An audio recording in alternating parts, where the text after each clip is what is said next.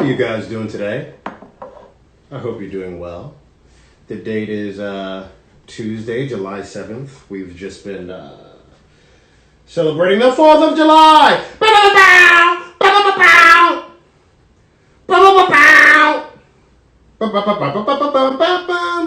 Also, did you hear Beethoven's Black? Look it up. I'm doing alright. You might have been celebrating Juneteenth if you've seen my message. It's on YouTube. You can YouTube it up. I'm very excited about today's show. It's going to be just as weird as any of the other ones. Hey, Shembley Grimbley. No idea if that's how you say your name, but that's how it's being said today. Such a weird energy. I'm so nervous today because I actually know someone, again, who I'm having guest on the show today. But I haven't looked up as much research. Johnathan Slavin, if you don't know. And I feel like I have had to do more research now that I have guests, because it seems like the show is a real thing. Much like COVID, no matter how much you want it to go away, it's still here. So that's weird and interesting. I don't know, shit's weird. Terry Crews is still in the news, which is amazing. And so is Kanye as well. We're all very excited about that. I don't have any crazy thing about the news. What's the exciting thing that's going on in the news? I will tell you, hey, Chris Uvain, how are you doing? That's one of the managers. I will tell you, it's very fucking weird because I feel like the world is going back to normal, whatever normal is, which seems weird. Seems like a weird thing to do because things aren't normal. Like the other day, I was walking down the street and like a white woman actually moved her dog out of the way the other day, and I was like, well, this is progress, you know. We've made it. It's the little things. But that was weeks ago. Since then, she's moved on. All right, we have our wonderful special guest. I played a very special song in his honor. He's one of my good friends, even though we never go out. Hey! How are you, Angel? I'm beautiful, sweetheart. That's my olden time voice. A what?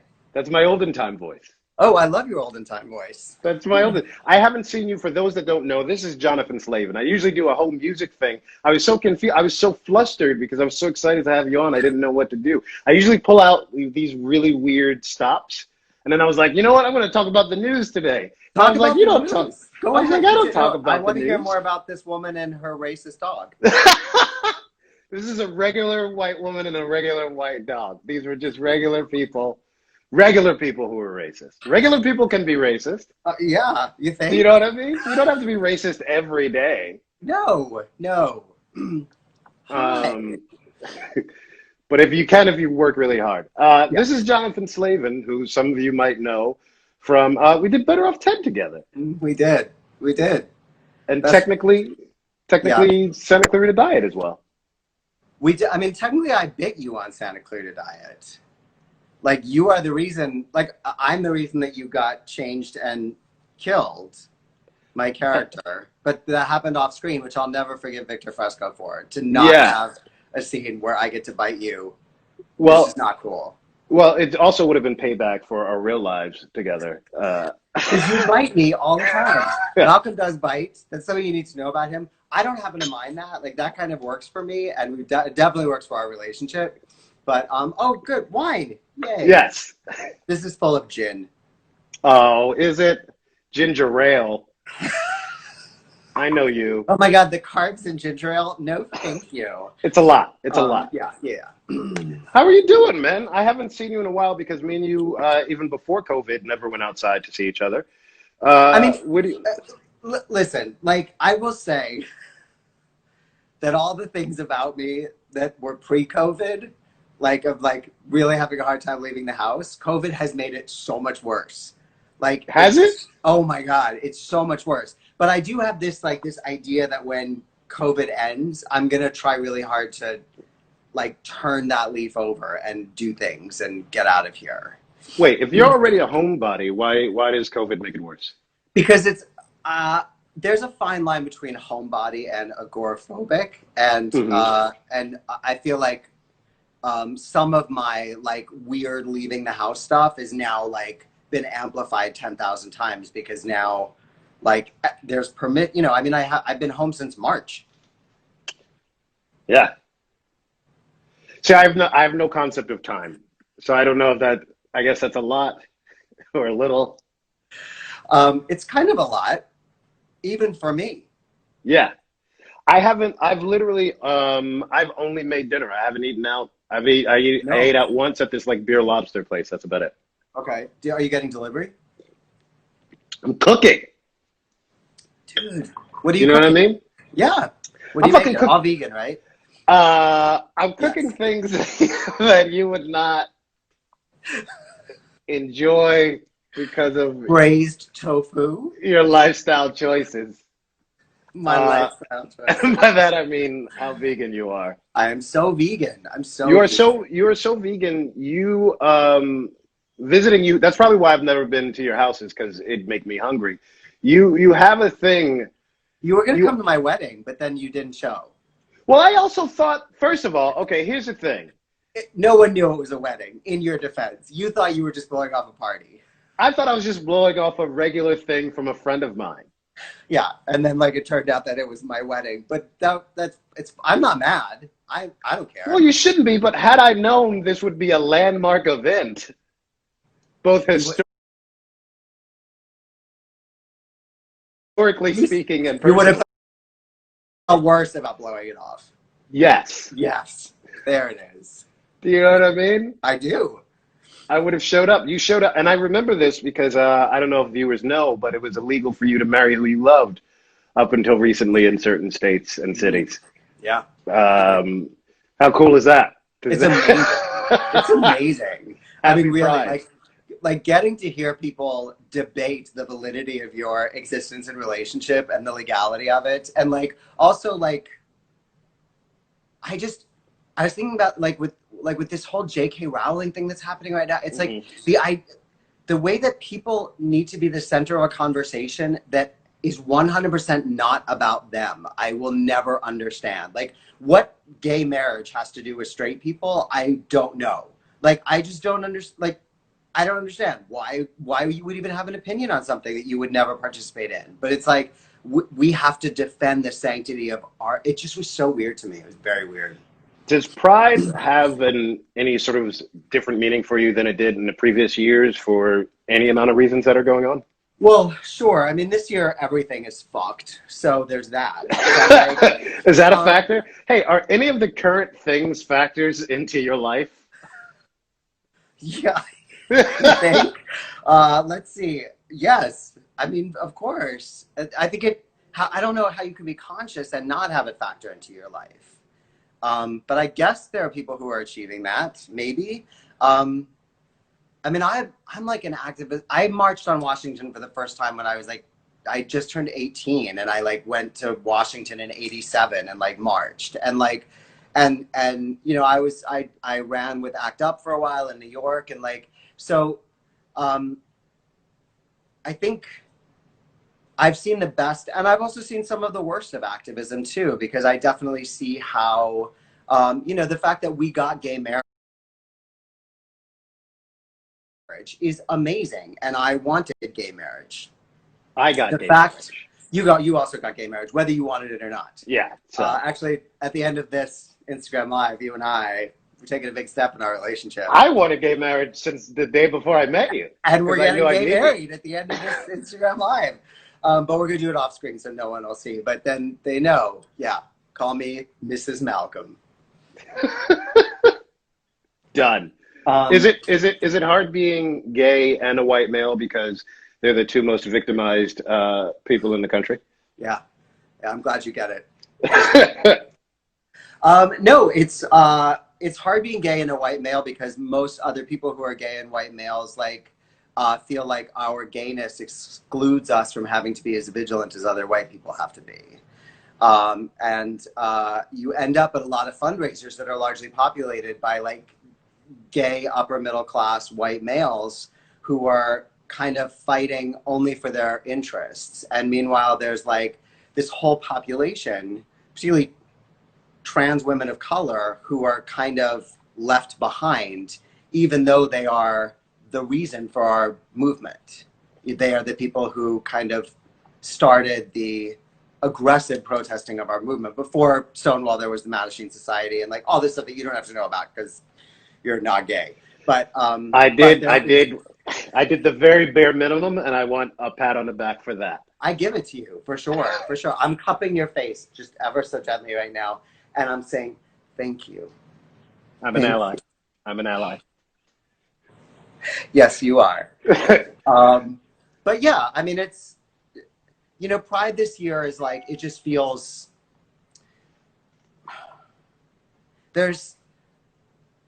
I want equality. I want gay kids to feel not marginalized. I think like gay kids, particularly trans kids, but all LGBTQ kids are at risk for suicide and feeling marginalized. But there's an epidemic of Black and brown people being killed in this country by the people who are supposed to protect this country. And so I don't know, Pride just felt sort of like, yeah, but like, let's focus here. You know what I mean? And it is weird. I heard you saying before, like the feeds are all starting to return to kind of normal influencer self-promotion stuff. And that's my fear, is that I've definitely seen, because I was around for activism before social media. And I think what social media has done for activism is that it's given people an incredibly short attention span. And I'm really scared that we're gonna look away and lose this moment of pressure until the next awful, awful thing happens, you know? Yeah. Well, I think that's the thing, right? Like, I think folks are looking for like meaningful change, right? Do you know what I mean? Like, that's kind of the hard part, is that we've seen, you know, things not happen, or we've seen talked about. You know, I've said things where just like, you know, speaking out against injustice is not the same as having justice. Do you know what I mean? So yeah. Do you feel like this is a change? Do you feel like this is different than like when you were growing up? Are you seeing the people you wanted in the forefront? Or is it just weird because you were never really a trained actor anyway, so you're kind of lucky to be where you are? Can't it be both? Those things? It can be. You know what I think is different is that I see people talking about systemic racism in a way that people are making themselves accountable in a way that I haven't heard too much of before. White people are making themselves accountable in a way that, because for so long the narrative was like, well, I'm not racist. And it's like, oh, cool, so nothing's gonna change. It's like, you have to acknowledge the issue in order to confront the issue and try to change the issue and achieve some kind of vigilance over it and go, oh, this is that thing that people talk about. And I feel like people are confronting their own biases in a way for the first time. Or maybe it's just the first time I've noticed. I don't know. What do you think? Do you see people do you think there's a difference? First of all, it's my show. Yeah. And the way that we do this is it's a series of questions or not.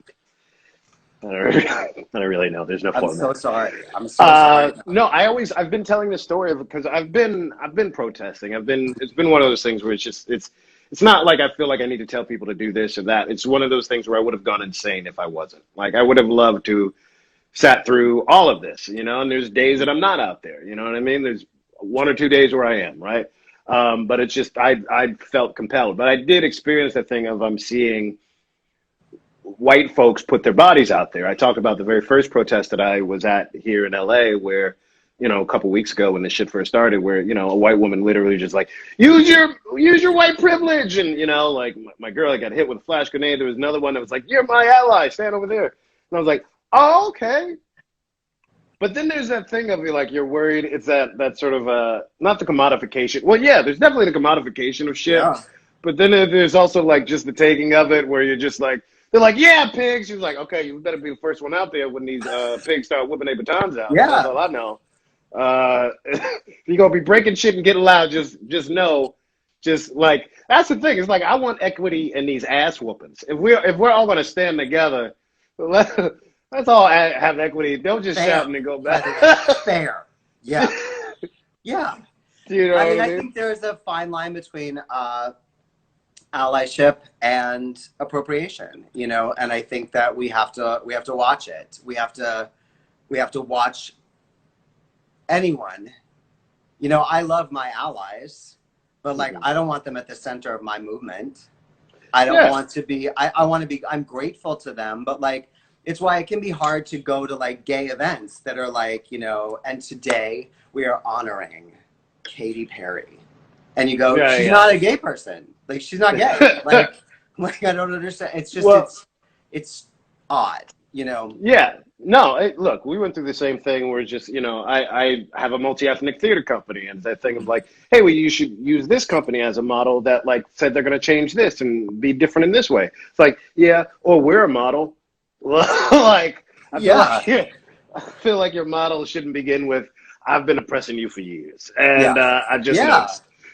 Yeah, I mean, but there is that, you know, and it's sort of, I think it can feel like such a relief to get support that we can end up amplifying the people who are supporting our movement rather than the actual movement. Do you know what I mean? I do. Now this is what's interesting, right? Like, I wanted to go light and easy at the top of this. I wanted to ease into the things that me and you talk about. Let's talk about it. Let's talk every 4 seconds. We can go back. But no, I love that. But this is what I love. I feel like, okay, there's a lot of folks that are like, shut the fuck up about a lot of these things for good reasons, for bad reasons, reasons we agree with, reasons we don't, whatever. How much does your activism play a part in your acting, and do you ever feel like you can separate the two? I mean, anytime I have thought that I could separate the two, I've been reminded that I cannot, because I'm also like, I don't pass for straight. And so like from the beginning of my career, people were like, I mean, I've had like female directors be like, listen, there's a concern that you're coming off very gay in this. And I go, well, yeah, but my character doesn't have a partner that we talk, like it's not like I'm like in bed with a woman where you need me to, no, he's not gay though. He's not gay. So you're going to have to butch it up. You're going to have to, cause it's, you know, or like my manager would call and be like, hey, they thought you were really funny, but they just do not see this character as gay, and you came off super gay in that audition. And so, you know, there's like a moment where, I mean, when I was back in New York, when I was just a little baby starting out, I had a manager be like, maybe you should go to a vocal coach. And like, I knew what she was talking about. It was like she wanted to de-gay my voice. But I think I had to decide then what my priorities were. And I just never, I mean, like I came out in like 1985 in high school. Do you know what I mean? Like it was not, like I'm not gonna let like this, I'm not gonna let like, oh, I really hope I get that guest star push me back into a closet. Do you know what I mean? And yeah, you're gay before there was a cool gay cliche. Yeah, before there was a gay character in everything played by a straight actor, I was gay.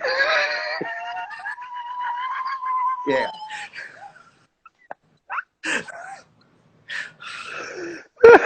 I had to stop watching a show yesterday because... Did you? Like, yeah, it's like sort of a new show, and I was watching it, and one of the actors in it, there was an incident a few years ago where he called his straight co-star who plays a gay character on the show. He like walked into his Facebook Live and was like, hey, what's up, fag?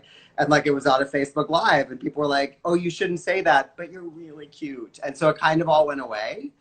And like somebody cast him as a gay character on Of course, something. You got and to. I'm like, don't cast that hey, what's up, fag guy as a gay character. Like that's not okay. And I like is an okay. See, I mean, what I think not okay. It's very not okay to me. But it'll be like Hamilton. Listen, I just watched that. Like it's very good. Have you seen it? I thought it was pretty good. I was a fan of it. I can't believe we both like this popular form of theater. Yeah. This thing is I assuredly a hadn't success. seen it before it hit Disney Plus. Had you seen it? No, I'd heard a bunch of the songs. I knew friends who auditioned for it. Yeah. You know, I knew the songs, but I didn't know the faces they made while they sang them. So speaking of you, that's such a straight boy moment for you. I knew the songs, but not the faces that the Broadway people made when they like. I didn't see what they looked like, how much they were stretching. Something. Yeah.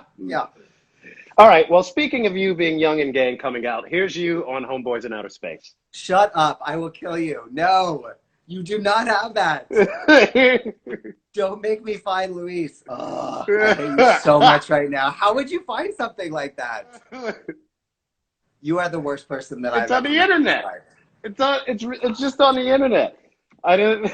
Do you know? Interestingly, that was one of. I mean, like the content was what it was, but it was also like one of the most homophobic sets I've ever been on. And like was it? The director like jumped in both feet and like just like it was and it was a time when I didn't know what it was, like maybe my second or third thing, and I didn't know what to say. Like I didn't know how to be like, hey, I don't know what you're missing here, but like you have a queer person sitting next to you while you're saying this. Like I didn't kind of know how to advocate for myself, and it was a bad job. It was like a bad job because of that, because I just like it was just constant and starting at like with like the director, you know what I mean? It was very weird. Very weird.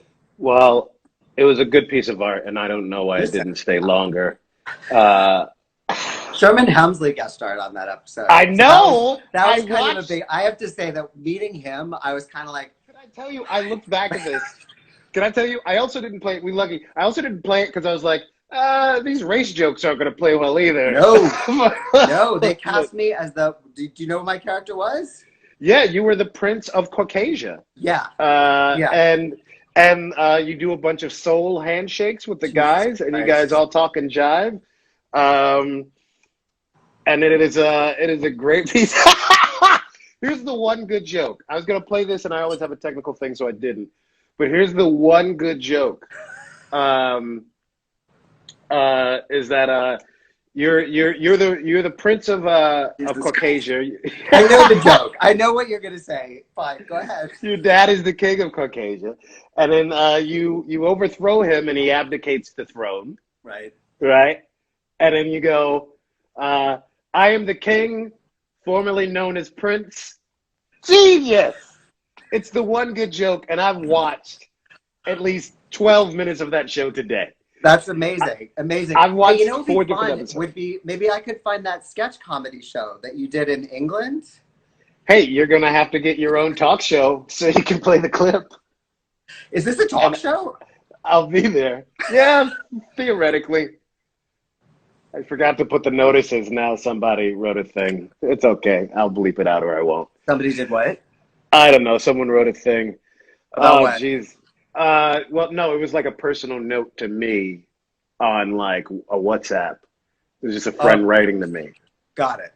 It's not. Text while this is going on. Oh yeah, they're supposed to. Oh, so wait. So Kat Lickle. Oh, hi, Kat. Is she here? She's not here. You don't. Kat Lickle Somebody is I know she's not here. What did your friend say? Okay, I need to see this about Homeboys in Outer Space. I hate you so much for that. I think I scrubbed it from my IMDb even. Maybe. Oh no, it's definitely still there if you're looking for it. It was absolutely awesome. Okay, so Kat Lickle, she asked me a thing that I don't have the thing to, and it's in my phone, but the thing was this.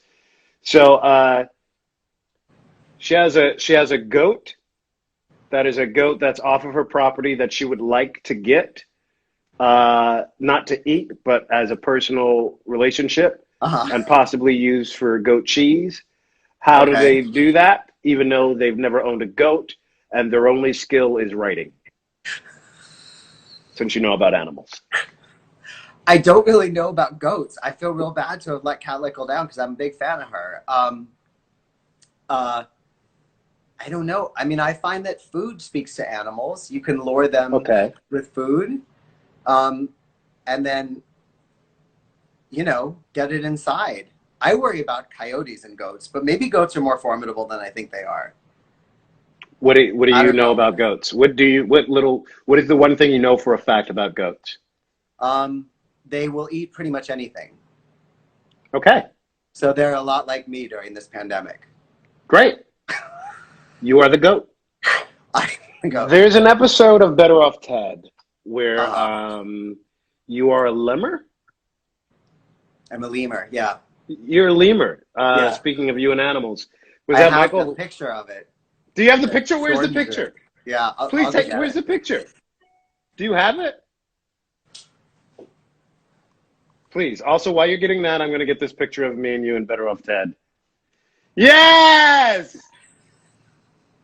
Yes! Yeah. Do you think that we could do the racial sensitivity Better Off Ted now? Yeah, here's the thing. People always say things like, you can't do an episode now. Here's just a collage of us as Phil and Lem, for those who don't remember us. There's just a collage of us in lab coats. And we would always... I have to say, do you remember, there was like we were like halfway through the first season, and you and I were like just hanging out one day, and I was like, can you imagine? Like, because we were together 4 days a week, 16 hours a day. And we were together all the time. If this like didn't work, if we didn't, because I just loved you. So I was such a fan of yours before. I mean, I remember being at the test and I was like, oh, please, like that guy, like let it be he and I. Like I just was such a big fan of yours, and I always liked you. We had talked a bit before then, but then it, from the second we got together, they were like, I mean, I think we had to get into that suit on day 2, where you were cupping me from behind gently. Yes. I'm looking for this hazmat suit picture. While you find that, I'm letting my pig in because we're raw and real here at my house. You're letting your pig in? She's not People thought we were joking about you and these fucking animals. All of his pets are things I eat for breakfast. And somehow we get along. For those that don't know, this is the very first time me and Johnny had to be together. Was this one-person hazmat suit that they suited us for, like the very first day of work. Very first time. First day of work. And it was one of those things where, like, thank God we like each other. Like, and not just like, we love each other. Like, because if it was anything else, it would not have worked. No. But we were like, I feel like we had this this kind of unspoken, if I'm funny, but we are just as funny or funnier, let's always do that. Like we clicked so well from the beginning. It was never weird or who could out funny the other one. There was none of that bullshit. No, from the very beginning, we always knew that the key to this relationship was that everything's funnier together. Question for Johnny, was that a fake frozen Johnathan or you in makeup? Both. It was me in makeup, but then when they knocked it over and it rolled down the stairs, it was a fake frozen Johnathan. So that was an interesting thing. People don't know this, but I think you starring very early on, me and you used to screen test and audition for the same parts. We used to audition for the same parts, which was a surprise to everybody else but us until we met each other. Because I think one of your first big recurring roles was Andy Richter Controls the Universe. As a regular, yeah. Yeah, so you were regular on there, and it was, so this will be great. So I think that's one of the first ones because that's a Victor Fresco show. Yeah. Right? And then we later on go off to do Better Off Ted. Mm-hmm. Were you on Life on a Stick? No. I was on My Name is Earl when Victor was on that. Yeah. Were you on Life on a Stick? No, I was up for Life on a Stick and I didn't get it, but I feel like a really good actor got it. Yeah. But we were up for a lot of the same things. We'll get to the Better Off Ted story. Which is, okay, so this is the I'm going to tell this, it's early on, but I'm going to tell this story. Great. of how I got Better Off Ted and how you affected Better Off Ted, which was that I was still fairly new. I was still fairly new to LA, to Hollywood, even though I'd been there a couple of years. And so I'd never been through Bel Air, which had been between my place and the studio or Disney. And really by between, it just exists between there. And so I drove. Windy, windy, windy roads. I drove to the screen test, but I was late. And on top of that, very late. Very, very late. Missed it. That's how late I was. And then on my way, because I went through Bel Air and then found out you can't go through Bel Air, and then I come back out, I get to the test, and I see 3 actors, two of which I'm not going to name because maybe they feel weird, I don't know. But one of them was you. And you're all walking down. And keep in mind, I'd already done the audition part of it. We did the pre-test, but this was like the screen test for Disney, the big one, the network, everybody. And I just see the 3 of you leaving. And the way most screen tests work is you work together. And I remember the day before that, you had said such nice things to me. You had come up to me, was like, hey, how's it going? Like, I hope you get it. I was like, I hope you get it. I hope it's us. Because there was also a world where we didn't believe it could be the both of us for some reason. Yeah. We just both thought there's no way. They're either going to pick the regular one or the other. We're like, there's usually not 2 weirdos. Do you know what I mean? It's usually like we're going to have one weirdo and everybody else is going to be this. And so the idea that it could be us, it was like, but then, I mean, did you know that I talked to the director, to Mike Fresco, Victor's brother, and I said, that kid Malcolm is so talented. He's so good. And he said, we're very much hoping that we end up with the 2 of you. You're the sort of the combination. I was like, oh, wait, what? But then you didn't come to the test. So I was like, well, that's not going to happen. But you got it anyway. Dude, I thought my career was over. You looked so shy. And I feel like I kind of was like gave you like you're cool, like was I a dick to you when you were late? No, you were the only one who talked to me. You were the only one, and not in a way where the other 2 weren't nice. You just happened to be the only one who talked to me, and we're like, don't worry, it's right over there. You go up those stairs, you take that elevator, and you go there, and the room is right there. And I was like, thank you. And I was still too late. You were gone. Everybody went home. And got into a thing with at night, and the test was at 4:00 in the afternoon. Yeah, it was over. I got into a thing with a security guard. A number of things happened. Security guards, man. Oh, me and security guards are not great. Sure, that has no relevance to anything. Anything. But yeah, and then they were like, hey, it's gonna be all right, and I was like, my battery keeps going. I was like, gosh dang it, my career is over. I'm gonna have to apologize to my team, to everybody. I was like, oh my gosh. And then I wound up getting it. And then my team busted my balls about it because they made it look like I didn't. And then they gave it to me. And then it was the craziest thing. I couldn't believe it. And then we worked together, and it's exactly that. I was like, there's no way there's gonna let 2 weirdos on the show, and we got to be 2 weirdos on the show. Yeah. It was. What's your favorite Better Off Ted story? There's a question I got asked the other day. Do you have one? Well, my favorite experience was shooting in the rocket ship thing. Oh, well, yeah. Because that was like amazing. that was amazing. They wrapped you in spandex. You grabbed that thing. It's majestic. It was Lem's like most majestic moment. Flew. That's my favorite memory. Flew. That was amazing. I honestly, when someone says Better Off Ted, I think of you and I laughing until we're crying in the lab. Do you know what I mean? Like, I just think of that. I have some, I mean, like, it's just, I don't know. It was one of those that I just couldn't believe how lucky we were to get to go to work on that every day. Like, it just never felt like work. at 4:00 in the morning, I was happy to show up and see you. And it was so funny because guest cast would come in. I'd be like, don't talk to him yet. Don't talk to him yet. Like, because you'd be like, and chances are you would call me at 2 a.m. and I answered. And I go, Tell them my favorite joke. Tell them my favorite joke to do me for 2 years. Johnny, it's Malcolm. And I go, yeah, what's up? And you go, we have to be at work in 2 hours. Click. Like, what? I would stay up late to do that to joke. do it, and then you'd be so tired the next morning. But no, it was just one of those those moments that I would have done that show forever if I could have. It just was so fun, and it was just. I remember somebody was on the show who had been on another show that was really difficult, and they talked to us about I can't believe how much fun you guys have with each other. It was just a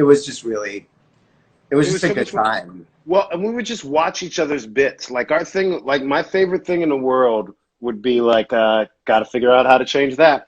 My favorite thing in the world is just a lot of this. There's a lot of that. There's always a technical problem during this show. There's always a lot of this. I mean, you are very fuzzy, I will say, but that could just be me. I blame myself for that. It could be anything, honestly. It could be the connection. I learned today, by the way, you know what, as long as we're talking about it, apparently your internet is never fully up to fucking code or whatever, and you always got to worry about microwaves and your area, and it's always performing below, and then they come to your house, and first they tell you to get an upgrade, and then they go oh, yeah, your shit's shitty. And then you're like, what? And they're like, yeah, because of the walls. You're like, but I'm paying for 50. You're like, yeah, you're never getting 50. What the fuck is that? Anyway, gay rights. Do you know what's... You just said a lot of stuff, but it didn't really mean anything. It was weird. It was like you said a whole bunch of things. I said so many things. And yet I'm not sure at all what you said. I'm not... And this is the most sober I've been during one of these shows. I speak Malcolm. I speak with Malcolm. You were drunk for Better Off Ted once on one time on our last day of first season, and I remember I said to you, "Okay, you get 1 or 2 of these a season." I remember, and that I will get you through, and I am going to get you through today. I was hungover. You were like, Johnny, I don't know what happened, and I was like, I got you. We're gonna get through this. You got me. There were 2 specific days. You got me 100%. There's drunk day, and then I had personal turmoil, and you were there for personal turmoil day. Yeah, which was very sweet. People, that's probably that. People. You're a nice guy, man. I mean, thank you. I was every drunk at 2:15 in the morning. I am drunk, but I love you so much. I mean, you good guy. Hey, it's not the alcohol. You a good guy. You do it. I love you with all my heart. So that's how we started getting into shows together. Do you see how I run? But we did a movie together. We did that play together. We've done a lot of stuff together. We've done a lot. We do stuff that I'm doing. You kind of never ask me to do stuff that you're doing, but I do always ask you to do stuff that I'm doing. You're in my music video. You're in the one rap music video that you were in. You're in one rap music video called Revenge of the Nerds. How does that go? Let's use YouTube. It's that easy. Yeah. The Revenge of the Nerds. You remember that? I do. Okay. And that costs money. You asked me to do free shit. Which I paid you nothing. Did you pay me for that, though? I paid you nothing. It cost me money. It cost me money. You should see it. Hold on. Look at that with your hoodie. There we are. How many things do you wear a hoodie in? None. None. No one ever asks you to wear a hoodie. You're the hero in a hoodie, right? And you're I'm not going to say it because it's new viewers. Thank you. All right. But I'd say it to your face in real life, but it doesn't, out of context, it's not good. I would accept it. And somebody will pluck it right out of this. They'll take it out of the thing and it'll be I'm not afraid. Okay, here's the other thing. Let's talk about this. I am so not scared of, I'm going to move this, There's a setting, and it's too late to do it. I am so not scared of cancel culture. How do you feel about that? I feel like people like me, we're not worried about that. Or maybe it's just me. I'm just not worried. I'm built on offensive. It's not changing. The people I fuck are of age and consensual. I'm going to be all right. I mean, yeah, I think that's key. I mean, honestly, it feels like that's such a low bar, and yet I don't think it's a very low bar. Like, I don't think it is, and that's fucked. But you know, I think that there is. I don't mind holding people accountable, and I think that I don't make like any sort of sweeping proclamation about cancel culture, because there are people, like, if Louis C.K. never gets another gig, I think that's fine. I think that's fine. If Kevin Spacey never gets another gig, I'm totally okay with that. That's fine. Because there was a chronic, persistent, awful, fucked up, predatory problem there. And so, like, I go, like, I don't, like, your road to redemption is your business, but, like, your road to redemption may not include a career in television. So, like, and that's fine with me. I think that if somebody tweeted something that was funny in 2008 that is not funny in 2020, I think that is a different situation. You know, I think that there are bad people in this world. I think there are people who have hate in their heart, and I think that there are people who are, like, shitty. I mean, I remember a showrunner saying to me once, he was like, "Did you and Michael get together before you started being successful?" I mean, my level of successful or whatever, but, like, and I was like, "Yeah," and he goes, "Oh, that's too bad. So you, like, never slept with guys who, like, fucked you just because you were on TV?" And, like, I was like, "Oh, well, I wouldn't, I wouldn't want to do that. Like I would very much want to sleep with guys who wanted to sleep with me because they were into me, not because they were like, you're on that show, you are on Union Square, let's get busy, you know." Okay. Like, okay, here's my favorite. Okay, because we both have this. Tell the story of being on television. Speaking of Union Square, right? That's not Boston Common, right? That's Union Square. It was on between Friends and Seinfeld, so it was very popular. Yes. Tell me the story of going from national television show to working at a bakery, was it? Yeah. Thanks.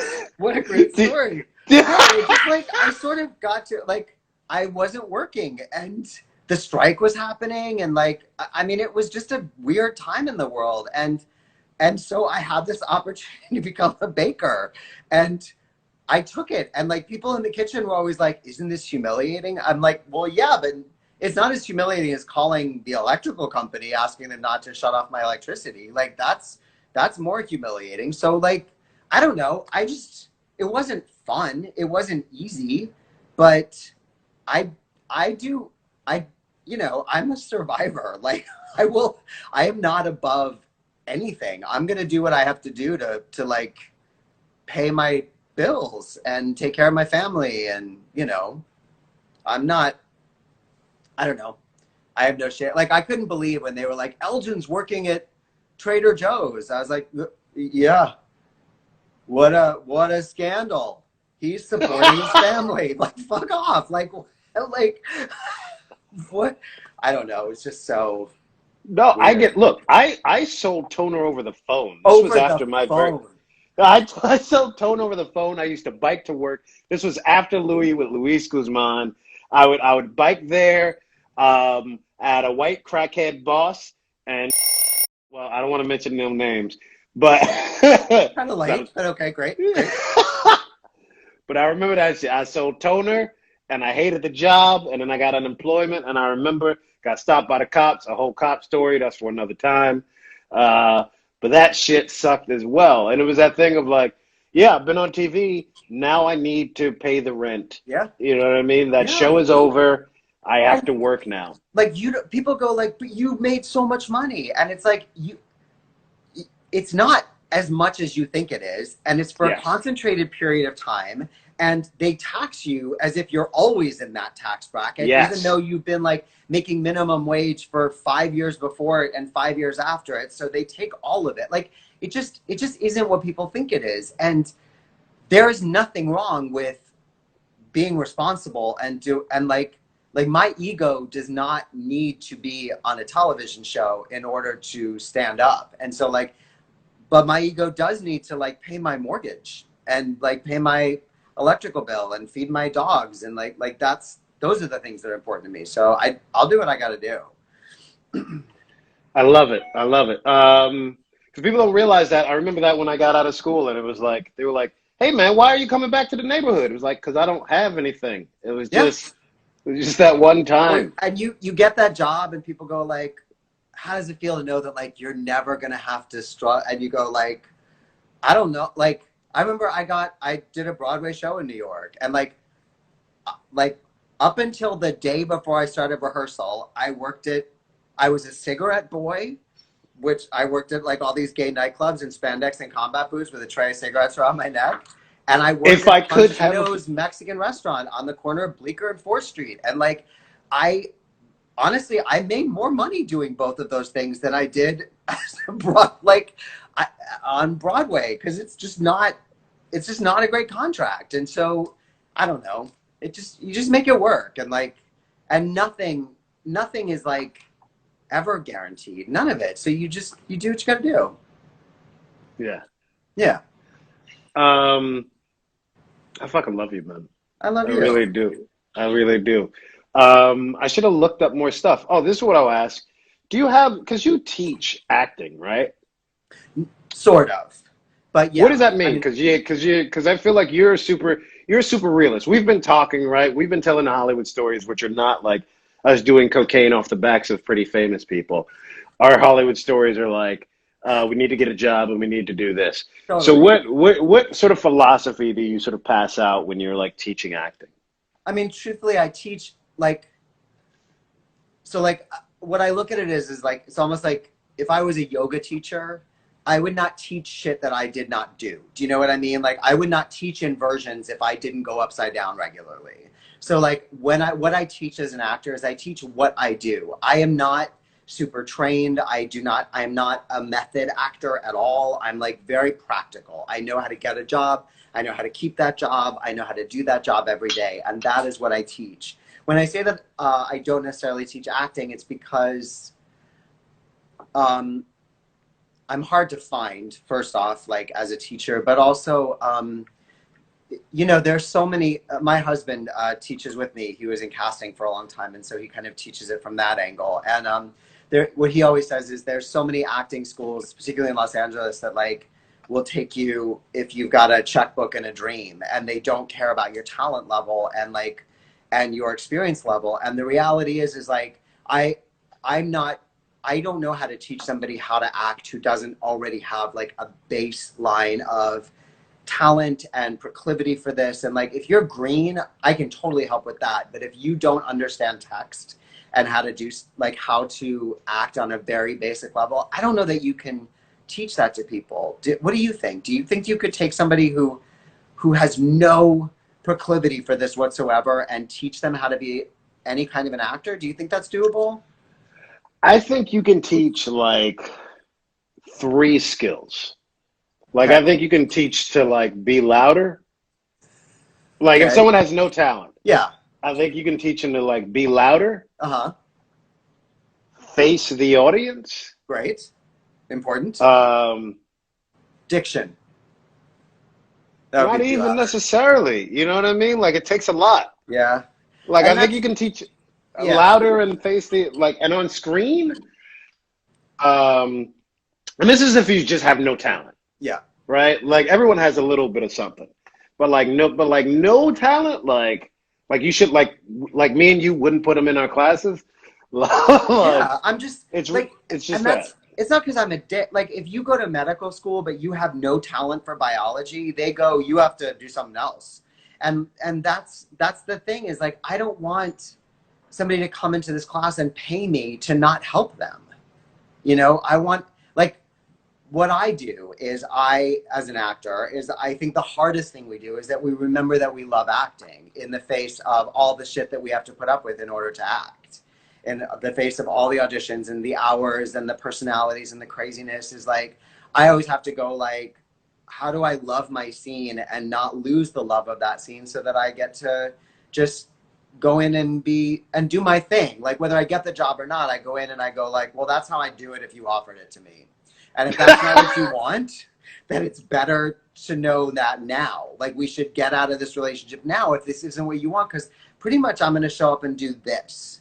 And that's what I teach, is how to be reliable, how to be consistent, how to not let nerves or somebody in the waiting room or whatever the thing is throw you from your game, so that you can just kill it and feel like whether I got it or not, I did everything I wanted to do with that. Because that's always my goal. That's what I do. It's what I know how to do that. And so that's what I teach. Yeah, I think it's good. I think me and you are both someone wants to know what is diction, and it's basically enunciating words properly, I guess. Is that what it is? This is the opposite of diction. Yes. There you go. Garage. I don't know how to say it properly. Garrett. So, but that's I think that's probably why me and you get similar roles, is because me and you both go, look, this is how I would do it. Like this may not be the best way to do it, but this is how I would do it. Like there's a guy, he's strongest man in the world. I can't remember his name, but he's an actor and I worked with him, and I remember, and he's amazing. And I just remember he was like, hey, we could go over an audition with me, and we went over it, and I was like, hey, did you want to say the things how they were in the script, or like how did you want to do this? He was like, no, if they hire me, they want me. I was like, okay, got it. And God love you. I like that's but like, and listen, like I've never gotten a role by going, what do they want? Let me try to give them that. I go like, this is my painting. I'm gonna paint it. We'll see if they like it. That's just if they like it. Yeah. All right. So we're nearing the end of the show, and it's the part of the show where I make up conventions for the show. All right. I like to pretend as though these are things that happened every show, but they don't. They're really dependent on who my guest is. And yeah, you have no idea what's going to happen, and neither do I. That's how the show goes. So usually there's an episode. Yeah. Oh, I don't either. It's really, honestly, I take like a cool 2.5 minutes. I put them on for the promo, and then hopefully you say something that elicits views. Okay. All right. So a lot of people do something called hot topics. I'm going to do something called hard topics, and it's a thing. You have 10 seconds to talk about an issue that is people don't like to talk about, but we're going to talk about it because me and you are friends, and we're comfortable doing it, and we're not afraid to throw away our careers. All right. You ready? Peter, go. 10 seconds. What do you got about it? What is it? Peter, go. 10 seconds. Peter. Listen, it's always the people who scream the loudest who get the most done at the beginning of any important movement. Great. Billy Porter just made Essence first openly gay man to do it. Go. I fucking love Billy Porter and everything that he does, and I that man has fought so fucking hard against his own demons and also all of the bullshit that he has had to put up with. I celebrate every single cell that is in Billy Porter's body. Great. Veganism. What's that about? I don't eat anything that was that is animal based or came from an animal. I think it's a barbaric practice, the way that we farm and take care of animals in this country. And I think that if you did it to a dog, you would be arrested on animal cruelty charges. Great. How are you staying sane during COVID and Black Lives Matter? Who says I am?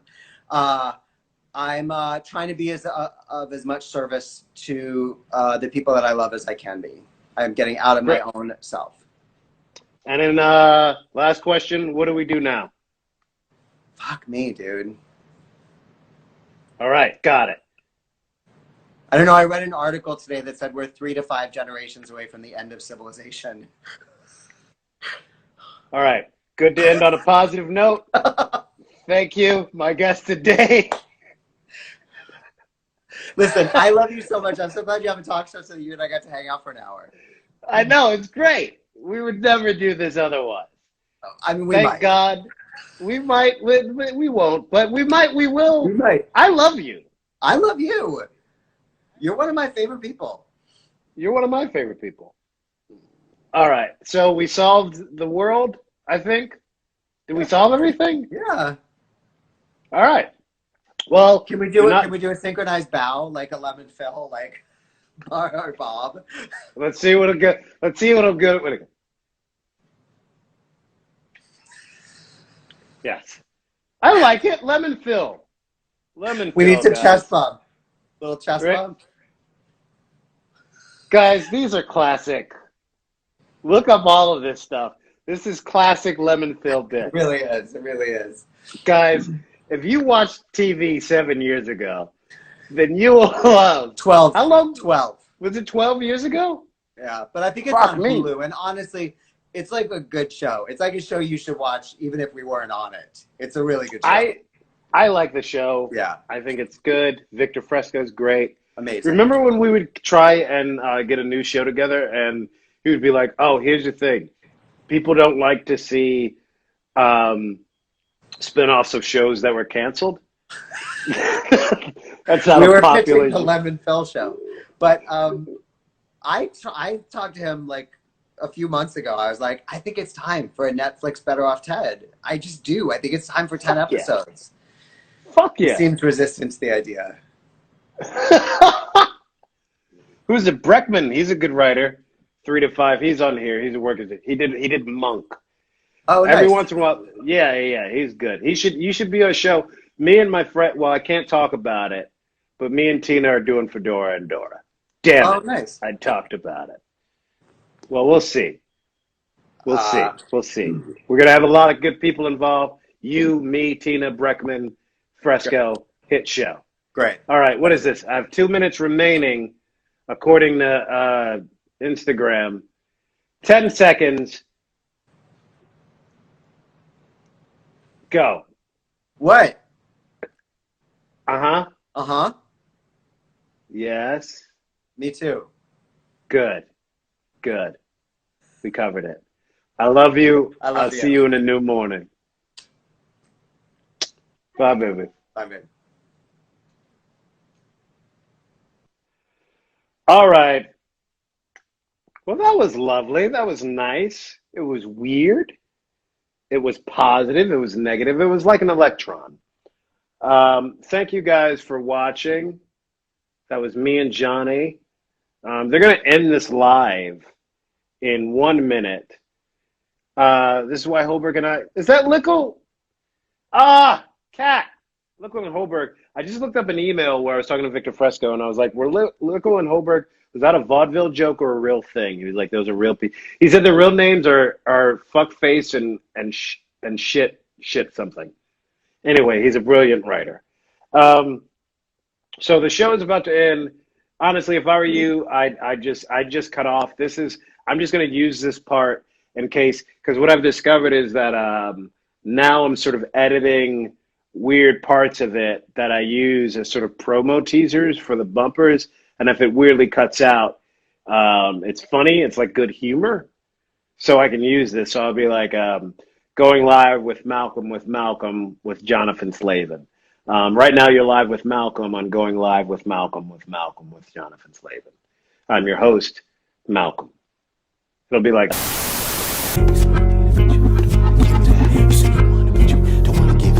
You say you need it, but you don't wanna give it to me. You say you want it, but you don't wanna give it to me. You